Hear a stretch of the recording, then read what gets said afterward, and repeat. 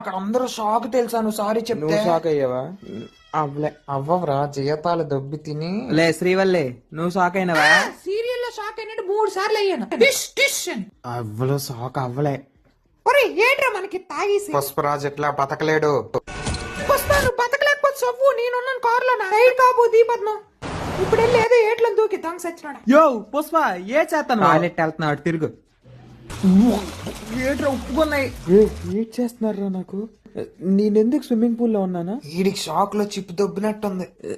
పుష్ప ఇటు ఎక్కడ? టాయిలెట్ వెళ్దామని వచ్చాడు. What is this smell? Smell ఏట్లేదు. పుష్పగా గన్నివరా ఒరే పుష్ప హ్యాండ్స్ ఏట్రా ఒరే శకవత్ లెగ్స్ అప్.